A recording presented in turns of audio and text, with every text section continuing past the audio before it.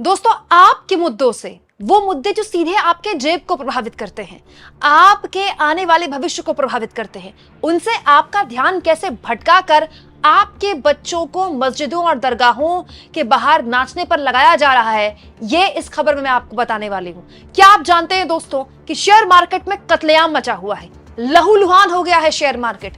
हालत ये हो गई है कि कोई इसे ब्लैक मंडे कह रहा है तो कोई इसे इस साल की सबसे बड़ी गिरावट कह रहा है। कुछ मिनटों में करोड़ों रुपए स्वाहा हो गए लोगों के, क्योंकि डोनाल्ड ट्रंप ने जिस टैरिफ का ऐलान किया था उसके बाद से आज मंडे को जब शेयर मार्केट खुले तो उन्होंने रिकॉर्ड गिरावट देखी। हालांकि ये गिरावट दुनिया भर में देखी जा रही है, अमेरिका से लेकर एशियाई मार्केट में, लेकिन हमको तो हमारे देश से मतलब है।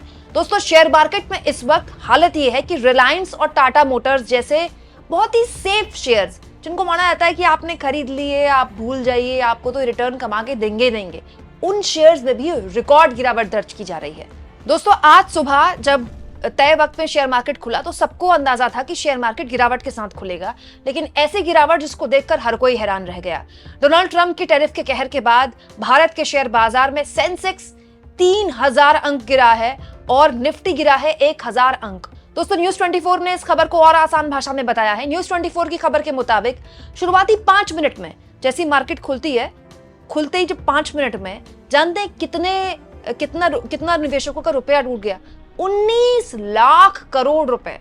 न्यूज 24 के हिसाब से 5 मिनट में 19 लाख करोड़ रुपए शेयर मार्केट में स्वाहा हो गए।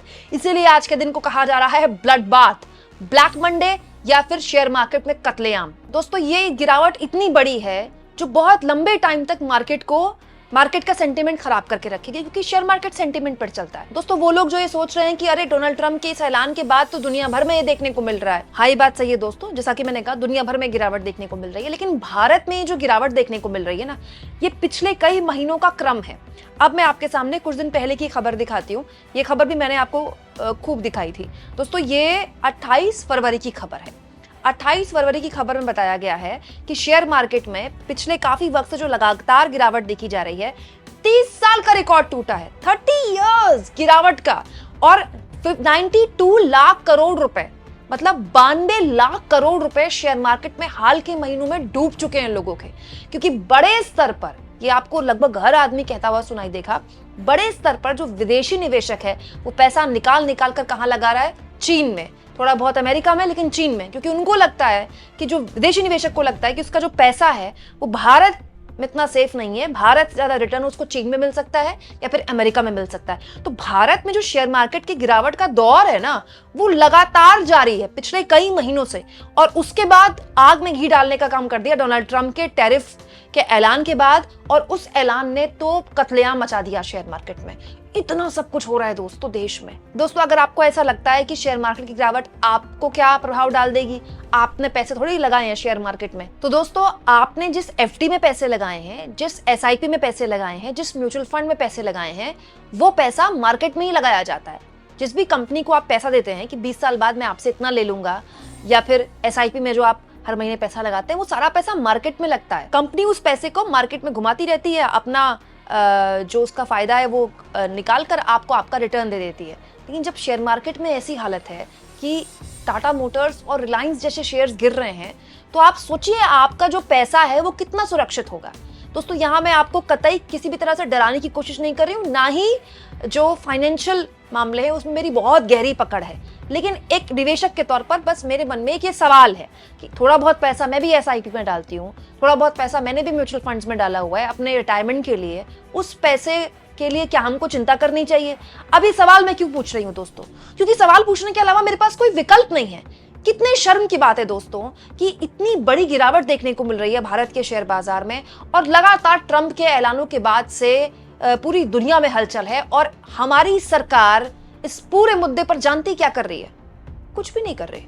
अगर कुछ कर रही होगी तो बंद कमरों में कर रही होगी, क्योंकि भारत सरकार क्या कर रही है इसके बारे में हमें कोई जानकारी भारत सरकार दे ही नहीं रही है। दोस्तों, कल मैंने आपको एक खबर दिखाई थी, क्योंकि मेरी कोशिश रहती है कि मैं केवल आरोप प्रत्यारोप और किसने क्या कहा और कौन सी सरकार कहां गिर गई, किसने सरकार गिरा दी, इसके अलावा भी व्यापक तौर पर अलग अलग खबरों के जरिए आपको जागरूक करती रहूं। तो मैंने कल आपको एक खबर दिखाई थी, इनफैक्ट मैं इकलौती ऐसी यूट्यूबर थी जिसने ये खबर दिखाई थी। सिंगापुर के प्रधानमंत्री ने अपने देश को संबोधित किया था। दोस्तों, सिंगापुर के पीएम लॉरेंस वोंग ने एक वीडियो संदेश देते हुए अपने देश को संबोधित किया था और ये वीडियो संदेश जारी किया था। इस वीडियो संदेश में वोंग ने बताया था कि जो अमेरिका ने सिंगापुर पर टैरिफ का ऐलान किया है, 10% टैरिफ का ऐलान किया है सिंगापुर में, हम पर तो 26% टैरिफ का ऐलान किया है, सिंगापुर पर 10% टैरिफ का ऐलान किया है, लेकिन वहां के प्रधानमंत्री अपनी जनता के बीच आए, उनको वीडियो संदेश जारी किया और बताया कि आने वाला वक्त जो है वो मुश्किल रहने वाला है और आप स्लो डाउन के लिए तैयार रहिए,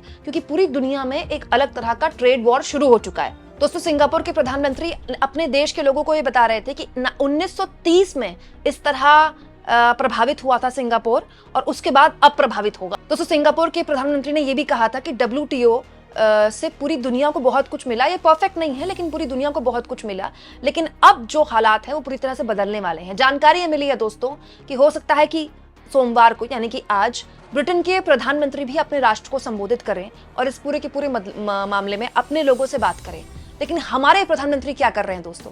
हमारे प्रधानमंत्री अपनी 3 दिवसीय यात्रा खत्म करके भारत लौट चुके हैं और भारत लौटते हुए उन्होंने तमिलनाडु में एक रैली को संबोधित किया। दोस्तों, यहाँ प्रधानमंत्री जब श्रीलंका से वापस आ रहे थे तो उन्होंने रुककर कुछ कार्यक्रमों में शिरकत की और बाकायदा जिस वक्त पूरी दुनिया में इस बात को लेकर चर्चा थी कल से कि क्या शेयर मार्केट का रुख रहेगा, पूरी दुनिया के शेयर मार्केट्स खुलेंगे तो किस तरह का प्रभाव देखने को मिलेगा, तो हमारे प्रधानमंत्री जिस प्लेन से आ रहे थे उस प्लेन की ये वीडियो शेयर कर रहे थे कि देखिए रामनवमी के पावन मौके पर मुझे राम सेतु के दर्शन करने को मिले। तो हमारे पीएम की आस्था हो सकती है, बहुत अच्छी बात है, उनकी आस्था सराखों पर हम सबकी आस्था है, हम सब सनातनी है। बट द पॉइंट इज, इस समय देश को प्रधानमंत्री के प्लेन से राम सेतु देखने की बिल्कुल जरूरत नहीं है। इस समय देश प्रधानमंत्री से, उनकी सरकार से जानना चाहता है कि ये जो पूरी दुनिया पर ट्रंप ने टैरिफ वॉर थोपा है, इससे भारत को क्या नुकसान होने वाला है। गोदी मीडिया तो पूरी तरह से बेशर्मी पर आ चुका है, बेहयाई पर आ चुका है। मीडिया वाले आपको ये बताएंगे कि इस जो ट्रंप ने टैरिफ लगा दिया इससे तो भारत को बहुत ही फायदा होने वाला है, तो मौका है भारत के लिए। गोदी मीडिया की तो क्या ही बात करें, लेकिन भारत सरकार को तो सामने आना चाहिए। मैं जानना चाहती हूँ दोस्तों, मोदी जी तो बहुत ही व्यस्त हैं, वो तो विश्वगुरु लेवल के नेता हैं, वो तो थाईलैंड से लेकर श्रीलंका से लेकर दुनिया भर की यात्राओं में इतने बिजी रहते हैं। इस देश की वित्त मंत्री के पास तो इतना खाली वक्त होगा कि वो कम से कम 10 मिनट में एक प्रेस कॉन्फ्रेंस को संबोधित कर दे, क्योंकि संसद में जब वक्फ संशोधन बिल पर बहस हो रही थी राज्यसभा में, तब वित्त मंत्री बैठकर पूरी बहस में हिस्सा ले रही थी और उस बहस में विपक्ष के नेताओं को खड़े होकर जवाब भी दे रही थी। तो मैं ये मानकर चल रही हूं कि वित्त मंत्री के पास काफी वक्त होगा जब वो वक्फ संशोधन बिल पर संसद में रह सकती हैं और बहस का हिस्सा बन सकती हैं। तो मैं ये जानना चाहती हूँ दोस्तों कि वित्त मंत्री के पास क्या इतना वक्त नहीं है कि वो एक प्रेस कॉन्फ्रेंस को संबोधित कर दें, मीडिया के सवालों का जवाब दे दें, हमको ना बुलाएं, हमारे जैसे पत्रकारों को ना बुलाएं, अपने फेवरेट पत्रकारों को बुला ले, कम से कम एक रस्म अदायगी तो कर दे, हमको बताएं तो सही कि भारत सरकार इस पूरे मामले में क्या कर रही है, भारत का निवेशक इस पूरे मामले में क्या करे, क्या हमको डरने की जरूरत है या हमको डरने की जरूरत नहीं है। दोस्तों, बड़े शर्म की बात है, हमारे वाणिज्य मंत्री देश के स्टार्टअप्स को बताते हैं कि उनको किस तरह के आइडियाज पर काम करना चाहिए, फूड डिलीवरी एप्स पर काम नहीं करना चाहिए। ज्ञान तो बहुत अच्छी बात है पीयूष गोयल जी, लेकिन अभी आप अमेरिका गए थे, मोदी जी के अमेरिका से आने के बाद वहां पर आपने किससे बैठक की, क्या बैठक की, आपकी क्या मुलाकात हुई, आपकी बात नहीं बनी क्या कि अमेरिका के राष्ट्रपति ने हम पर टैरिफ लगा दिया और उसके बाद टैरिफ लगाने के बाद वो लगातार भारत को धमका रहे हैं। आपके अमेरिका दौरे से भारत को क्या मिला? ये भारत के वाणिज्य मंत्री की जिम्मेदारी नहीं बनती थी कि वो भारत आकर बताएं? ये पूरी की पूरी सरकार इस पूरे के पूरे मसले पर ऐसे चुप है दोस्तों जैसे कुछ हुआ ही नहीं। दोस्तों, शिवसेना की सांसद प्रियंका चतुर्वेदी ने शेयर मार्केट में इस गिरावट के लिए कहा, वैश्विक बाजार ढह रहे हैं, भारतीय बाजार भी ढह रहे हैं, लेकिन भारत को चिंता करने की जरूरत नहीं। आखिरकार सरकार ने संसद में देर रात तक मैराथन सत्र में वक्फ संशोधन विधेयक पारित किया, जिस दिन ट्रंप टैरिफ लागू कर रहे थे और इन्होंने टैरिफ शब्द और उसके प्रभाव का जिक्र तक नहीं किया। वास्तविकता से आंखें मूंद लें और सब चंगा सी का जाप करें। वहीं दूसरी ओर दोस्तों, वरिष्ठ पत्रकार MK वेणु ने कहा, भारत अपने सबसे गंभीर आर्थिक संकट का सामना कर रहा है, जो 2008 के वैश्विक वित्तीय संकट से भी अधिक है, जिसे अमेरिका में बेल आउट के माध्यम से ठीक किया गया था। भारत को अब खुद ही अपनी रक्षा करनी होगी। मोदी को राजनीतिक रूप से विभाजनकारी मुद्दों पर ध्यान केंद्रित करने के बजाय राष्ट्र को संबोधित करना चाहिए। दोस्तों, हमारे प्रधानमंत्री तो राष्ट्र को संबोधित करते रहते हैं। अगर नोटबंदी करनी हो तो राष्ट्र को संबोधित करते हैं, राष्ट्रव्यापी लॉकडाउन लगाना हो तो राष्ट्र को संबोधित करते हैं, देश को बताना हो कि उनको थाली और ताली बजानी है तो भी मोदी जी राष्ट्र को संबोधित करते हैं। तो एक बार मोदी जी राष्ट्र को संबोधित क्या फिर से नहीं कर सकते? एक भरोसा कायम करने के लिए कि देखिए, आपको घबराने की जरूरत नहीं है, भारत मुश्किल दौर से गुजर रहा है, लेकिन हमारी अर्थव्यवस्था इतनी मजबूत है कि हम इस हिकअप को, हम इस उतार चढ़ाव को झेल जाएंगे। हमने इससे पहले भी झेला है। मतलब ऐसा लग रहा है दोस्तों कि देश की अर्थव्यवस्था के लिए कुछ इकोनॉमिस्ट के भरोसे, हम जानकारों के भरोसे छोड़ दिए गए।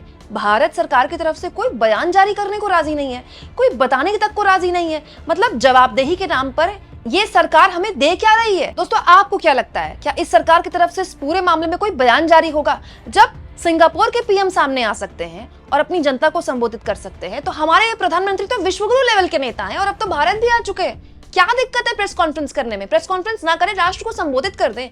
उनसे भी नहीं हो पा रहा तो निर्मला सीतारमण सामने आ जाएं।